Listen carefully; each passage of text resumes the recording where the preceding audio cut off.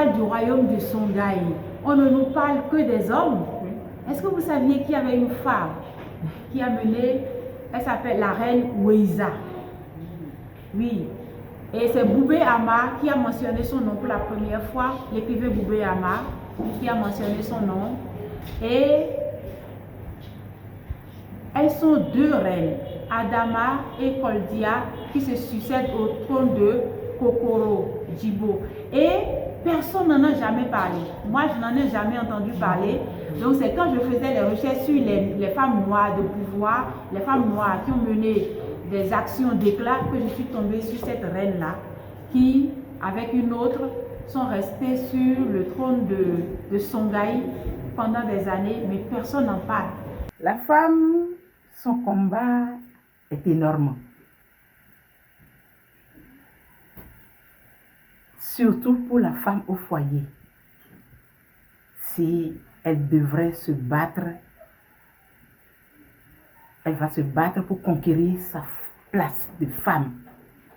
Alors, qu'est-ce qu'il lui faut faire? Il faut qu'elle se responsabilise.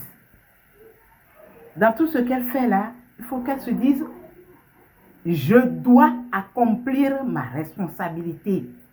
Qu'est-ce qu'on m'a confié? Je le fais avec grande conscience. À la maison comme au travail, il faut qu'elle soit vraiment consciencieuse.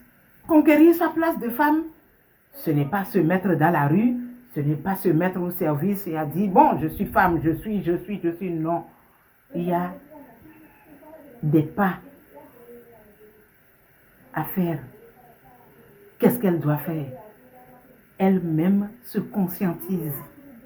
Qu'est-ce qu'il me revient de faire? Je dois bien me comporter.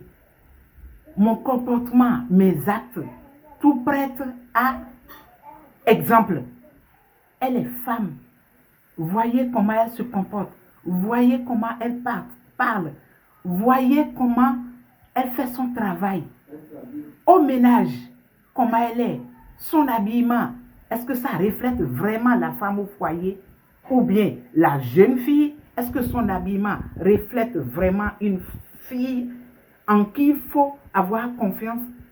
Le tout n'est pas de dire je suis femme, ça ne suffit pas. Il faut se prendre en charge. Et à votre avis, oui, Madame Gampa, qu'est-ce qui est le frein à l'épanouissement de la femme aujourd'hui? Le frein à l'épanouissement de la femme, c'est la femme elle-même d'abord, ensuite son mari, son entourage. Parce que quand elle va se mettre dans une activité, à aller et à venir, la première personne à la critiquer, c'est peut-être les femmes d'à côté. Ah, elle sort trop. Après, c'est son mari qui dit, mais toi tu sors trop. Il faut. Et on lui pose des freins pour affronter ces obstacles-là. Il faut qu'elle-même se dise, je suis femme, s'il y a un combat, c'est moi-même qui dois le faire. Je me corrige par mon comportement à la maison, au service. Dans le quartier, il faut que je sois un exemple. Aujourd'hui, beaucoup de femmes essaient de se démarquer du lot, ce que je trouve déjà bien. Aujourd'hui, nous voyons des femmes qui vont vraiment au-devant de la scène, qui sont prêtes à faire des choses positives, à changer, à marquer leur communauté. Ça, c'est déjà quelque chose à saluer. En ce qui me concerne personnellement, c'était vraiment difficile pour moi de me lancer dans... Déjà, je suis dans l'entrepreneuriat, je suis dans la politique au début. C'était vraiment difficile pour moi de me lancer au départ. Mais aujourd'hui, j'ai compris que si je ne le fais pas, qui d'autre le fera à ma place? Personne. Donc, je me dois d'aller vers la chose pour pouvoir créer des changements positifs au sein de ma famille, au sein de ma communauté. Donc, pour moi, le 8 mars, la femme n'a pas besoin d'être célébrée uniquement le 8 mars. La femme doit être célébrée au quotidien. Parce que le quotidien de la femme, d'abord, c'est, comme on le dit, c'est pas du chocolat. Nous voyons les hommes faire beaucoup de choses, mais la femme aussi fait beaucoup de choses. Que ce soit à la maison, que ce soit dans son service, elle est tout le temps en train d'émerveiller, en train de faire des choses. Donc, nous devons tous accompagner les femmes.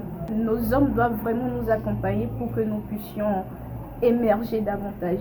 Nous aussi, entre femmes, nous devons essayer de bannir les petites querelles inutiles qui n'apportent rien en réalité. Parce qu'aujourd'hui, on voit ces femmes qui ont envie de faire des choses, mais qui se font taper d'eau par des femmes.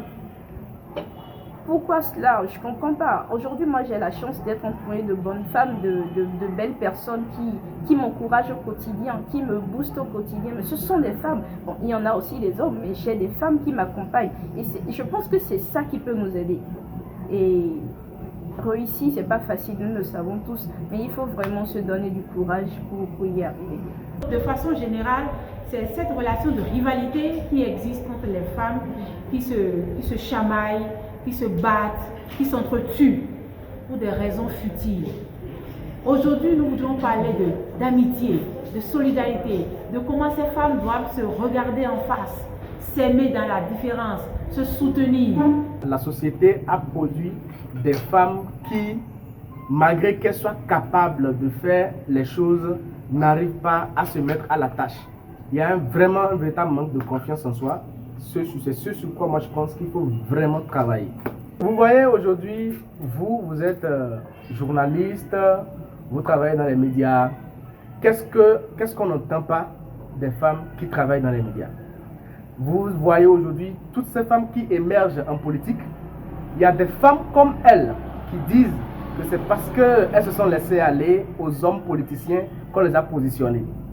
Alors si on continue de faire ça, ça veut dire que ce n'est pas vraiment utile de continuer de célébrer cette journée internationale de la femme, parce que le problème c'est que celles qui célèbrent, parmi les célébrants de la journée internationale de la femme, il y en a qui sont dans cette logique de détruire tant que ce n'est pas elles qui sont là. Et c'est très dangereux. Il faudrait que les femmes puissent s'unir autour de ce qui est essentiel. Il faudrait qu'on aille vers l'essentiel au lieu de s'attarder sur le superflu. Parce que moi je trouve que trouver que l'autre c'est parce qu'elle s'est laissée aller au sexe avec des hommes, c'est pour ça qu'elle est en train d'émerger. Je trouve que c'est du superflu. C'est vrai, dans une communauté vous ne pouvez pas avoir 100% de personnes qui sont clean. Mais il faudrait reconnaître qu'il y a des femmes qui se battent.